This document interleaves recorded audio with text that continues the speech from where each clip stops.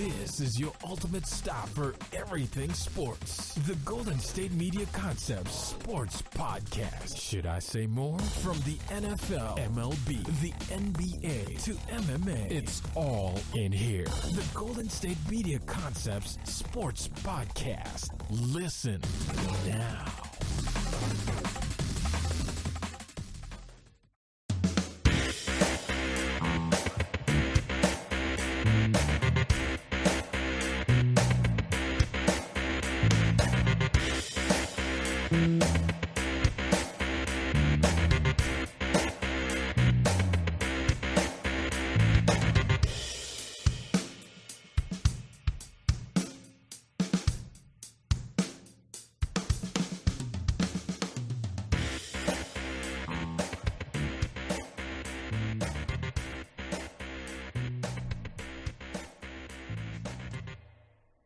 Welcome, everyone, to the Golden State Media Concepts Sports Podcast. I'm your host, Pauline. And I'm Anthony.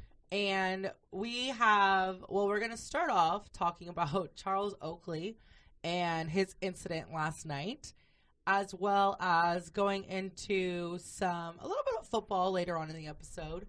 But first, so last night, for those of you who don't know, Charles Oakley went to go watch the Knicks and Clippers game at Madison Square Garden last evening, and I believe the Clippers won that game. Yes, they did. They won 119-115, so the Knicks not able to pull out a win, but, you know.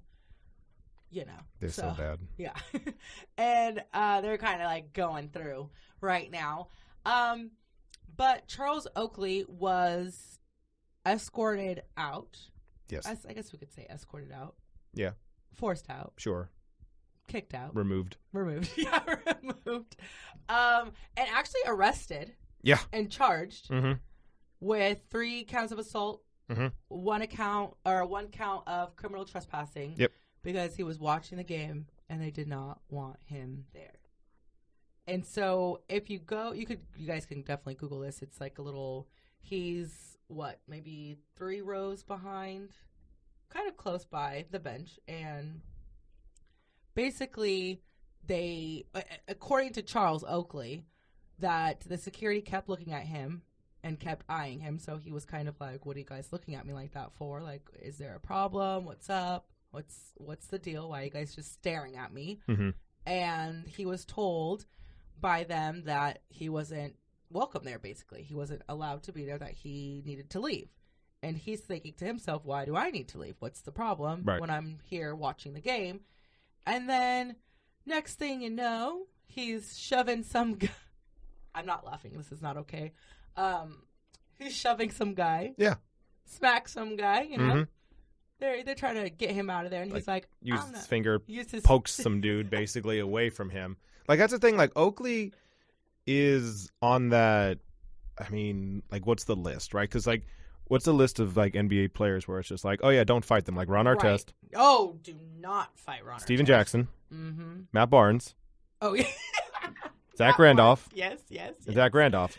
Yes. Like, those are the dudes, at least right now. And Oakley, historically, is one of those dudes. Like, Charles Barkley tried to fight him. That apparently didn't go well in the CBA meeting. There's that, legendary story of basically Barkley going up to Oakley and Oakley slapping him.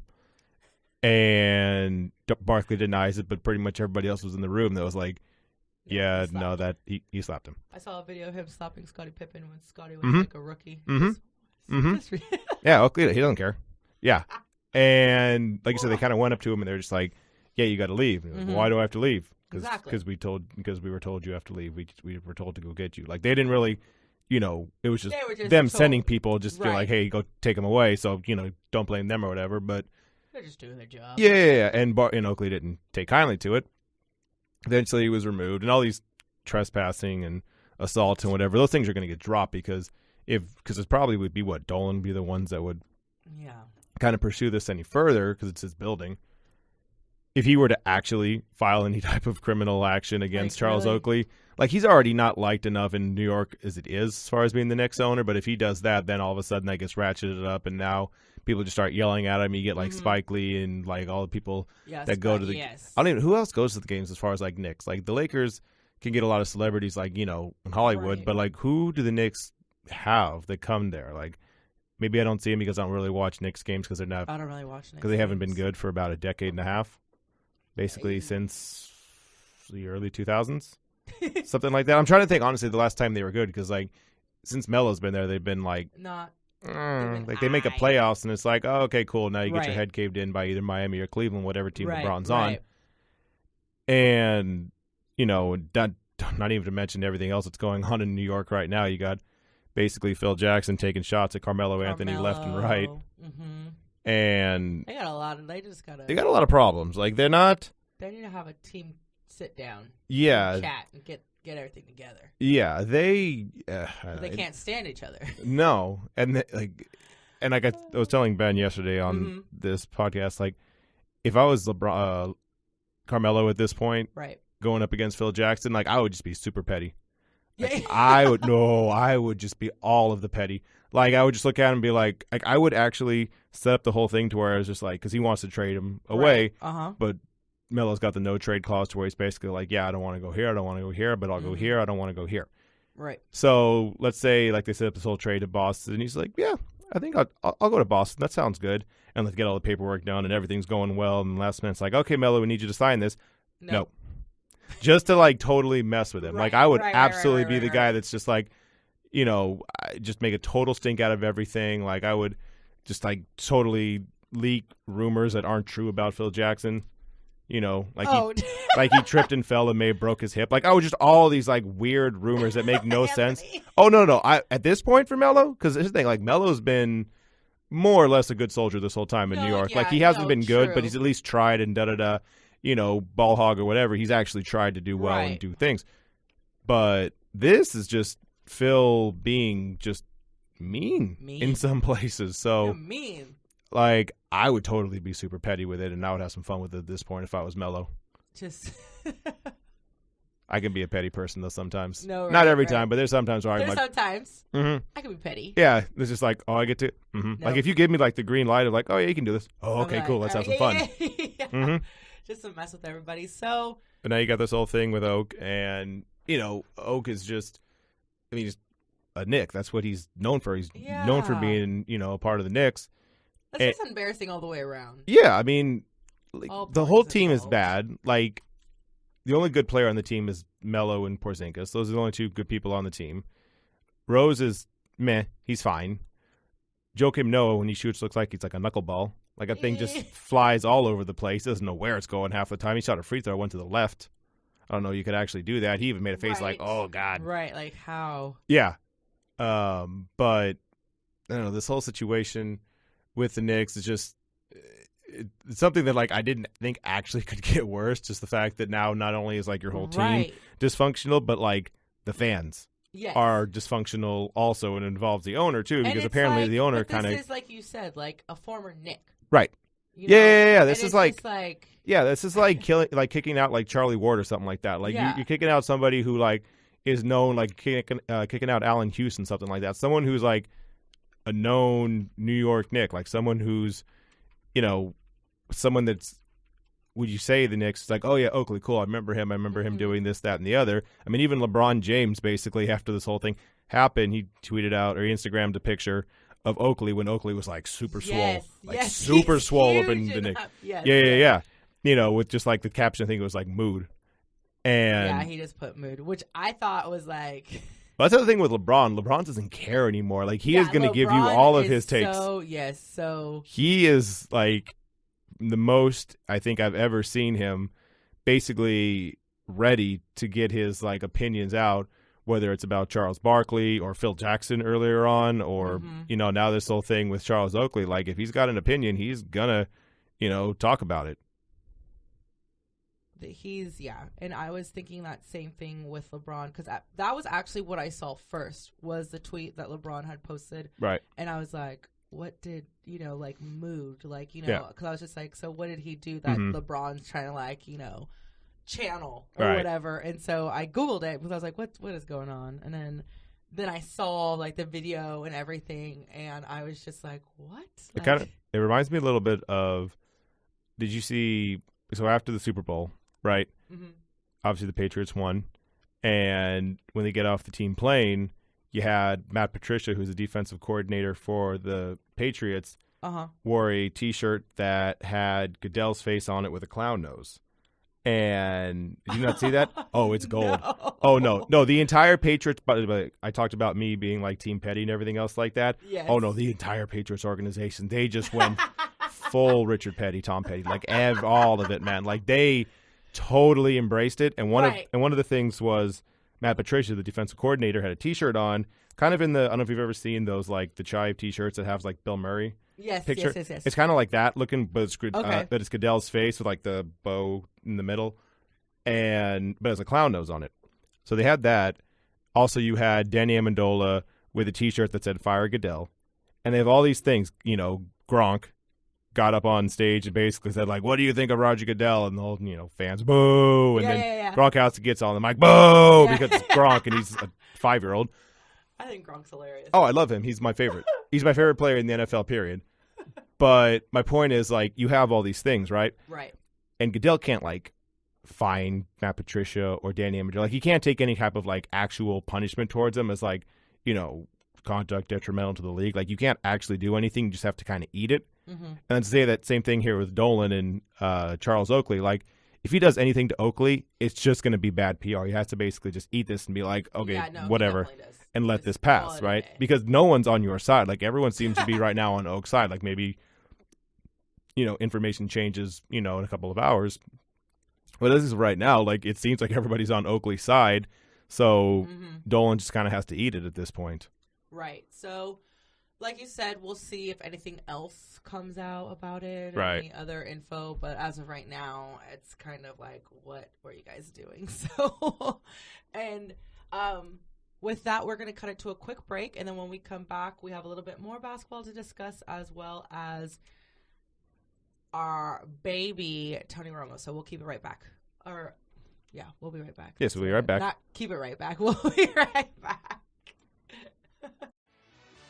Are you looking for help for your fantasy football team? Check out the GSMC Fantasy Football Podcast. Get today's best advice on who to start, who to sit, even who you should draft. From sleeper picks to red hot lineups, they got it all covered for you. That's GSMCpodcast.com/fantasy-football-podcast. We'll cover traditional leagues, dynasty, PPR, even IDP leagues. When you need fantasy help, there's just one show to hit up. Don't forget to like them on Facebook and follow them on Twitter. Visit GSMCpodcast.com for more info.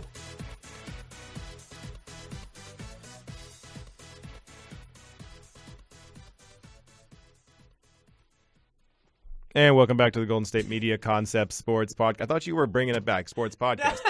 Anyways, I gave you the look. You did. Like, you pointed at me like, you go now. Your turn. Start talking. All right, so we're going to start talking about football and more specifically the Dallas Cowboys. I want to talk about the Dallas Cowboys, talking about Jerry Jones, because Jerry Jones has some kind of like magnet to a microphone. Like every time he's in an area, just all of a sudden just right over to him. Excuse me, sir. Excuse me, sir. And a lot of times it has to do with Tony Romo, because that is basically his child. And he wants him so badly to play. He wants him so badly to start talking about how the team is basically set up, perfectly for Tony Romo, negating the fact that, Tony Romo didn't play this year outside of a couple of snaps in the last game of the season when stuff didn't matter. And forget about the fact that Dak Prescott, had it not been for his own teammate Ezekiel Elliott, probably would have won, Rookie of the Year. Forget about the fact that Dak Prescott's 23 years old and led the team to its best start in, probably like years. Go Dak. Forget about the fact that Dak Prescott threw for almost 4,000 yards in 16 games, only had 4 interceptions. That's what I'm saying. Forget about the fact that, they led them to, the divisional round, the AFC divisional round. So, led them pretty far. Give the Cowboys some hope. As far as the Cowboys have been in a long time. Forget about all that. Forget about the fact that Tony Romo basically legitimately broke his back because Michael Bennett cracked him in the preseason. And Romo basically has been injury-prone for the last, 3-4 seasons? Forget about all that. Jerry Jones, because that's another thing, though. People are going to keep asking Jerry Jones about Tony Romo, right? Because at this point, it's one of those, it's like a Pavlovian dog kind of thing. Like, like you ring the bell, the dog eats the food, the dog drinks the water, whatever. It's kind of like a response of like, oh, we're going to do this. So once you see Jerry Jones, as many coaches said about Romo, he's like, all right, what do you got today? You know, you can kind of lead him in there. It's kind of thing. You don't even have to say like, oh, well, what do you think about this? Did Tony Romo? He did this. They can just say like, hey, what do you think about the team? And he'll just like relapse. It's Tony Romo. And he'll just like start talking about how much he likes, the player and everything else like that. And the problem with Romo is Romo's not young. Romo's not Dak Prescott, who, like I said, is 23 years old. He has the potential to be the quarterback for a very long time. Tony Romo, 36 years old. Now, fine, he's not as old as Tom Brady, who we just saw do miraculous superhero things in the Super Bowl. But he's 36 years old, and if you take the last handful of seasons and you kind of mash them all together, he has not played, basically more than 4 games the last 2 years, and he's missed a game the last 2 years before that. He's not healthy for the last 2 years. And we're starting to get into the situation where, even though Romo, for his career for the Cowboys, has been fantastic, like 34,000 yards, like super, super, super great, right? One of the best quarterbacks in the history of the Cowboys, which actually is saying something considering who they've had. Right. No, I agree.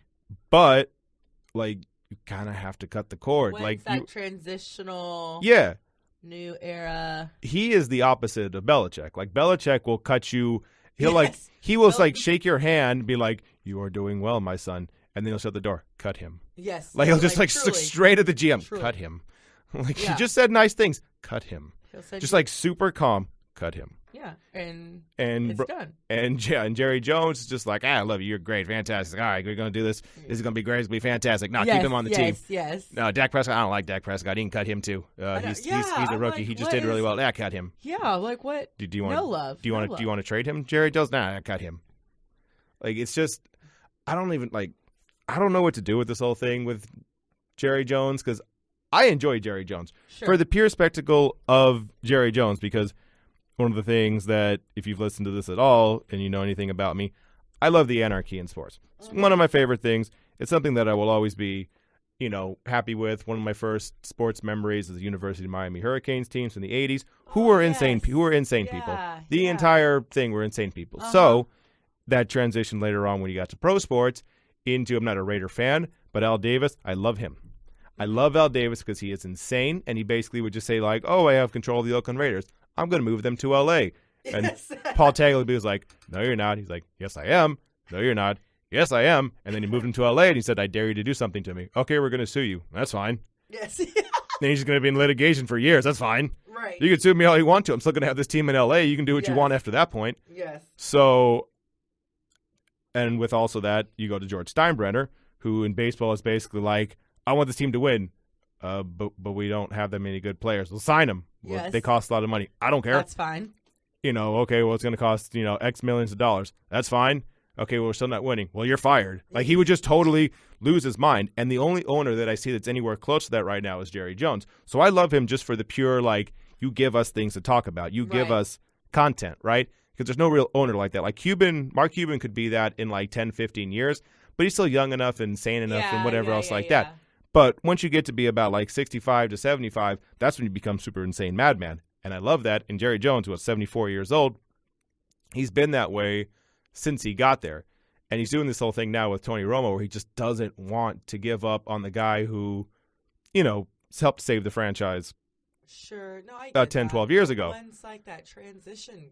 Yeah, like he's like the other thing, the entire team is basically transitioned to Dak Prescott because they realized halfway through the season, like, oh yeah, no, he's doing pretty well. Like, and it's not like he didn't earn his keep. Right. Yeah. So, but go ahead. I'm sorry. Well, no, like he did. He's earned it, more than earned it. Mm-hmm. And yeah, he's a rookie, and I get like the whole Tony Romo has been the face, has been the franchise, has helped turn it around. But when, like I was saying, like when does that transition come? Right. Where you start. I mean, and it's a difficult. Because this thing says like the team we have, especially the offensive side of the ball, was built for Tony. Sure. So this is what it is. It's a juncture that we have to address. He said this in a radio segment in Dallas's Ben and Skin show. And he said, I don't know how ultimately we will resolve this. Nobody should be alarmed because you don't have all the answers. Mm-hmm. There's some issues here that, have to see how the cards are played, but we'll work through this. We have a sound enough foundation together on an individual basis. We'll get through this. So he's basically saying, like, this team was built for Tony Romo, and I want Tony Okay. Romo to be the guy, which, yes, Okay. cool, awesome, fantastic. But you also have a guy who's, like, literally 15 years younger than him. yes. And I mean, and it sucks when you get older. and Sure, yeah. It does. But the thing is, Well, you like, can always you could bring Age Romo. gracefully. Well, not even age gracefully. Like, forget about the age gracefully part. Like, you could basically tell Tony Romo, like, look, you go away. Uh-huh. We're going to trade you to blah-da-da. Okay. We're going to get stuff for you, like draft picks, basically. Yeah. We're going to have the young guy come back, and then we will bring you back and call it 5 years. Once you're fully retired and everything's done, maybe you do some good winning over with, well, not the Houston. I don't think they would trade him in the state. That wouldn't work out well. But trade him to Kansas City or trade him to, like, whatever team that's kind of like, a quarterback away kind of thing like Sure. that. Do well there for a couple years, and we'll bring you back and say 5 years. We'll retire your number. We'll do this big parade and everything else like that. We'll bring you in the booth again. Everything will be great. He just doesn't want to, like, break the tie of that whole thing. Yeah. And I think it's also the thing of, like, it's something that I call like a rebellion kind of thing, like a middle school rebellion theory. Like, once you get to middle school, you basically don't want to be told what to do. Like, you'll do it if you think it's the right thing to do, but if someone says, like, you need to do this, you're like, I'm not doing this. Not going to do it. Like, you're just stubborn. You're Gonna like, do okay, you told me to do opposite. this. I'm not going to do this now. I'm not going to do it. Right. So I think that's probably the little thing with him, too, because where everyone's telling him, like, Jerry, you need to trade him. Jerry, you need to trade him. Jerry, you need to trade him. He's like, I'm not doing it. I'm not trading him. He's staying. I like him. I don't know why I do that accent. I don't know what that is. I like it. But, yeah, it's just like a weird thing with him because he wants so badly to keep as a player, which I get, but also, like, it's just, like, you have, like, literally all these other things lined up, and you just have, like, this one loose end. Sounds like a mean thing to say, but it's like you just have this one last thing that you have to do to, like, fully transition, and he Right. just, like, refuses to He's do it. trying to, like, hold it on to Yeah. as long as possible. So we'll see what happens with that one. Right. Hopefully, I mean, if they keep Tony Romo this full year, forget about the fact that he's also making, like, millions and millions and millions of dollars and counts a lot against the cap. Like, I think it's something around, like, $20 million Yes. that, you're going to pay for a backup, which, I mean, okay, have fun. I mean, you did well this year as far as doing that. But the way you win in the NFL generally is you get a quarterback who's young, so that way you can get all the other people around him, the defensive ends, the wide receivers, the linemen, all that stuff like that. You can get, with the rest of the money. Right. And now your team is stacked. That's what Seattle did when they had Russell Wilson cheap. That's what the Baltimore Ravens did back before Flacco signed all his money. That's what you actually do. Yeah. Hell, Brady doesn't Because make right that now, much. Dak is, like, real cheap. Yeah, he's on a rookie contract for a guy who was in the 4th round, which doesn't make anything, well, relative to anything. Like, I would like to make that money, but Yeah, me relatively. too. No, that's what I'm saying. I'm like, he doesn't make that much money, but, I mean. Right, relatively but compared to NFL players. yeah, he doesn't. He's real cheap. Even Brady doesn't make that much money because Giselle makes 9,000 times more than he does, and he can No. do whatever he wants. He's just like, yeah, that's fine, I'll take a pay cut. Giselle, Right. go sell more things. Okay, cool, I made that money back. All right, we're good. Right. So as far as this whole thing goes, you have the perfect thing of, like, a young quarterback for the next, like, 3 years or so that you can have that window to win. Just this, like, one last little guy notch that just he refuses to actually do anything about. Yes. So we'll see what happens. We'll see. Yeah, hopefully it gets resolved soon. Yeah, because the quicker you get it resolved, the quicker you can go on. Right. And worry about other things. So with that, we're going to take it to our last break. And when we come back, we're going to discuss Steph Curry and Under Armour, as well as that might be it. We'll see. We'll see what we get to. So we'll be right back. Check out the show that's built on the MMA. From the UFC to extreme cage fighting, they got the fights covered. Check out the GSMC MMA podcast. Get the latest news on past or upcoming fights. Join us as we talk to and about some of the biggest names in the MMA, past, present, and future. When it's the fight game, there's just one show to check out. GSMCpodcast.com/MMA-podcast. Don't forget to like them on Facebook and follow them on Twitter. Visit GSMCpodcast.com for more info.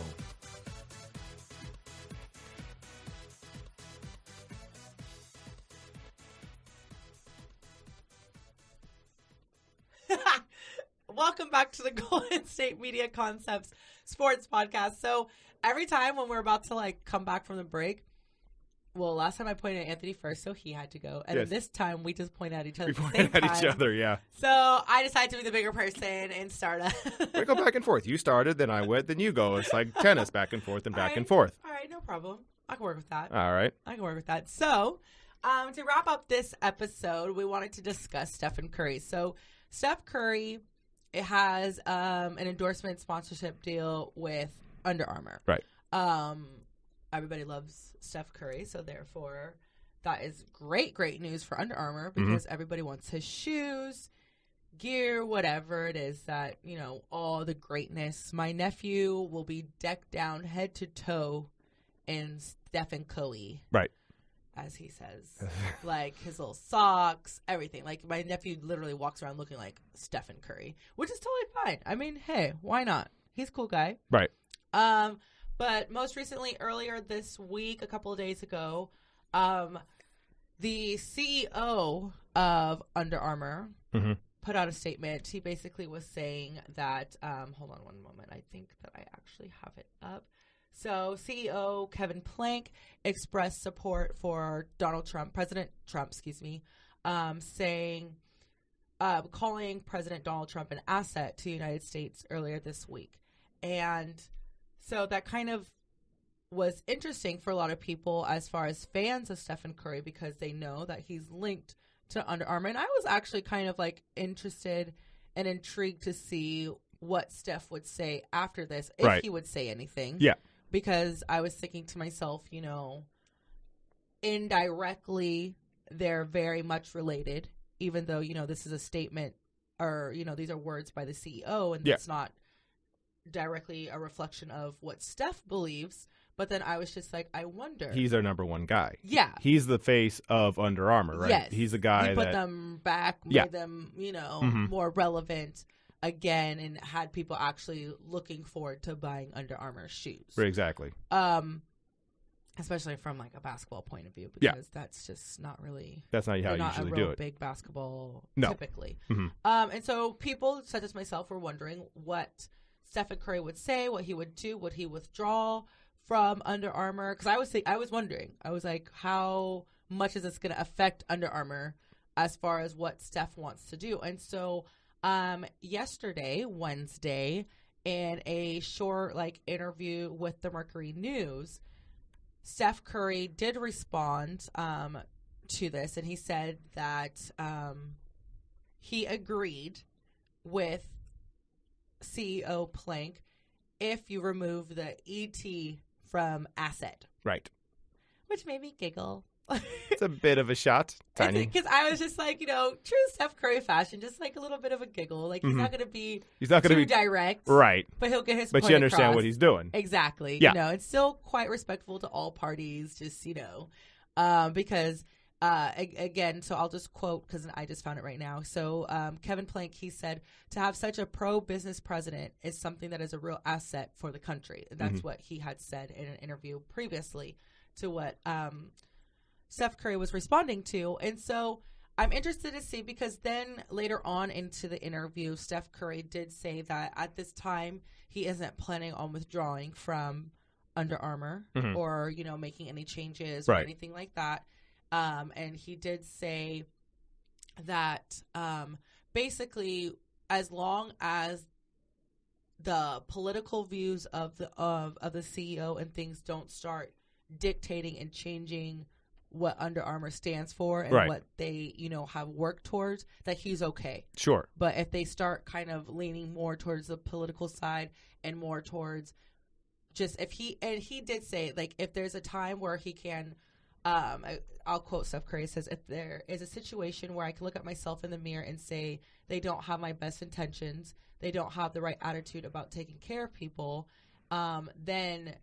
And also, the leadership is not in line with my core values, and then there is no amount of money, there's no platform I wouldn't jump off if it wasn't in line with who I am. So at this time, he's not conflicted. Right. So, but that in the future, if there was something else that were to come out or to continue to happen, then he'll revisit the, thought of perhaps withdrawing from Under Armour, which would be detrimental to Under Armour, to say the least. Right. That's the thing. The because very least. He's threatening them, basically, if you keep doing this and you go that side, I'm going to leave. And now all of a sudden, basketball-wise, you're you may have a couple other people, but it's bad. This is going to go badly for you. Yes. And then CEO Plank of Under Armour, he did say that because then he came out again and said, well, just business-wise is what I meant. Like, I agree with what he does business-wise. Sure. So, to try to gloss over what may have been what he meant, what may not have been. Maybe it's just misconstrued. Maybe just everybody's on high alert right now. Right. So everybody's kind of nitpicking. I don't know.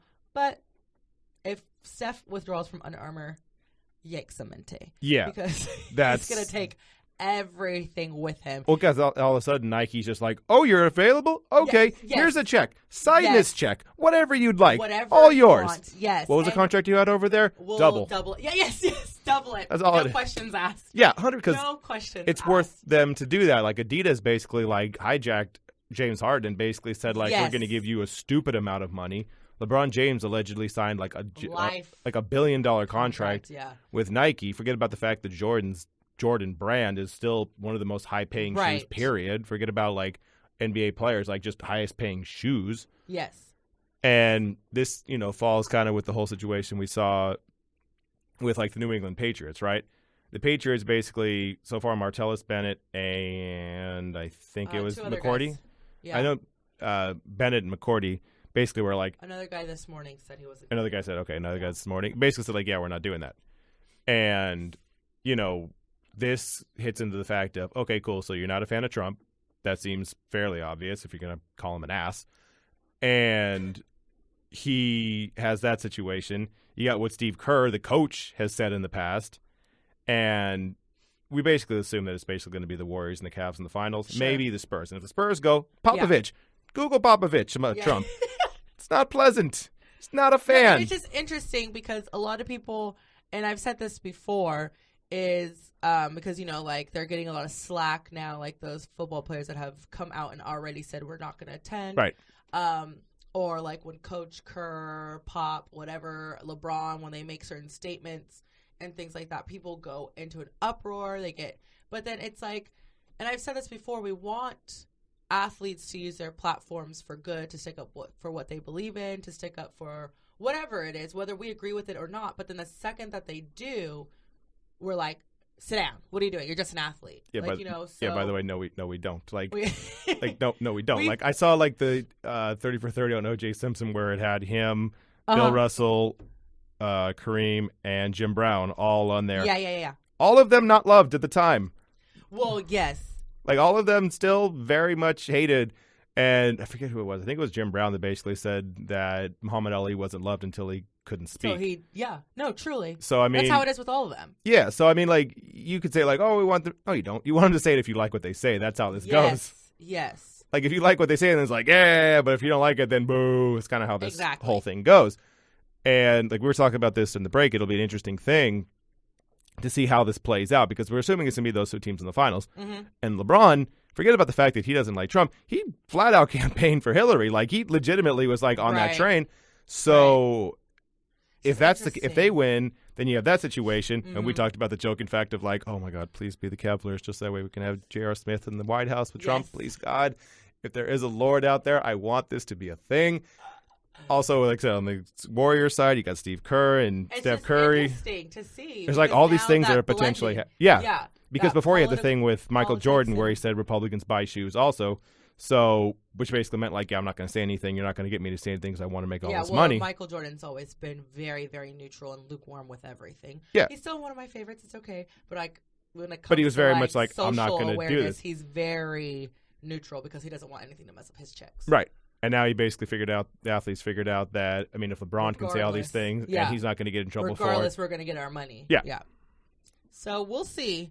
Because like we said, it's going to be very interesting moving forward just to see this blend and more outspoken nature that athletes are having in all sports realms. Like not just in football, not just in basketball, even to like the high school and college levels as well, how politics are starting to become really intertwined with sports and now even potentially endorsements and whether or not, because, there's always that fear of, I can't say anything because I don't want my, endorsements to get withdrawn. But then you have athletes such as Steph Curry who are saying, no, I'll cut you. Mm-hmm. The ball is more in their court, whereas before a lot of athletes wouldn't say things because, you know, when you make one wrong move, then companies will start saying, well, we don't endorse that anymore, so we're going to withdraw from you. Now you're losing money. But now it's like the roles are reversed. So we'll see.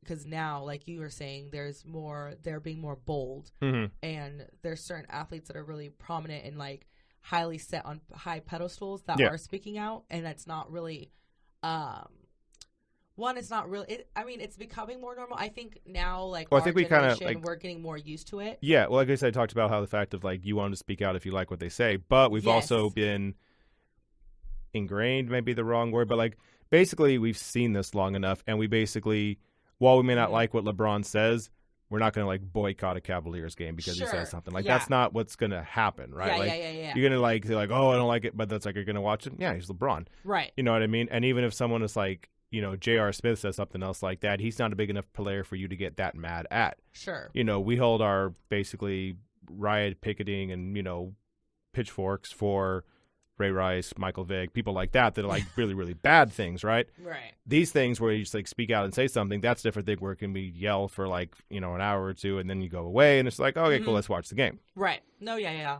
People even something like, you know, on the other side, like you talk about not liking Trump or whatever, Brady, who has basically had the Make America Great Again, had in his locker, like we pretty much know, okay, that's your boy.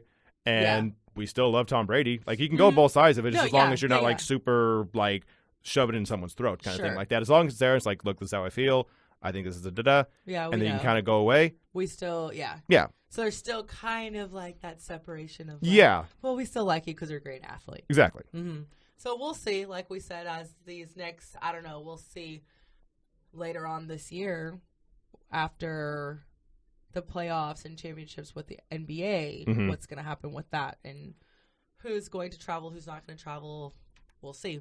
So that's going to do it for this episode of the podcast. I'm your host, Pauline. And I'm Anthony. And we will talk to you guys next time. You've been listening to the Golden State Media Concepts Sports Podcast, part of the Golden State Media Concepts Podcast Network. You can find this show and others like it at www.gsmcpodcast.com. Download our podcast on iTunes, Stitcher, SoundCloud, and Google Play. Just type in GSMC to find all the shows from the Golden State Media Concepts Podcast Network, from movies to music, from sports to entertainment, and even weird news. You can also follow us on Twitter and on Facebook. Thank you, and we hope you have enjoyed today's program.